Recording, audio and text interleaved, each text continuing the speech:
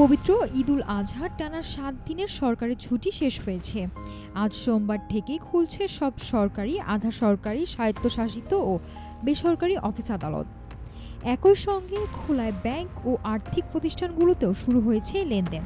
প্রিয়জনদের সঙ্গে ঈদ উদযাপন শেষে সড়ক, রেল ও নৌপথে রাজধানীতে ফিরতে শুরু করেছেন কর্মজীবী মানুষ। তবে প্রথম দিন হয় অফিস পাড়াগুলোতে এখনও রয়েছে ঈদের আমেজ। পশু কুরবানির মধ্য দিয়ে ত্যাগের মহিমায় গত ২৮ মে দেশজুড়ে উদযাপিত হয় পবিত্র ঈদুল আজহা। ঈদ আনন্দ শেষে আবারও যান্ত্রিক নগরী ঢাকায় ফিরতে শুরু করেছে মানুষ।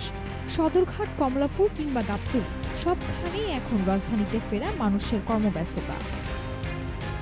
২৫ মে থেকে ৩১ মে পর্যন্ত টানা ৭ দিনের দীর্ঘ ছুটি শেষে আজ সোমবার থেকে খুলছে কর্মস্থল।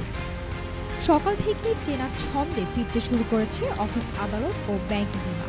তবে খোলার প্রথম দিন হয় চিরচেনা সেই কাজের চাপের বদলে টেবিলে টেবিলে চলছে শুধু ঈদের কুশল বিনিময়।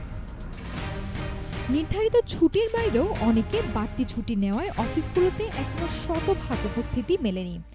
ধারণা করা হচ্ছে চলতি সপ্তাহ জুড়েই অফিস পাড়ায় থাকবে এমন ঢিলেঢালা ভাব। আগামী সপ্তাহে রবিবার থেকে পুরোদমে প্রাণ ফিরবে দেশের সব কর্মস্থলে।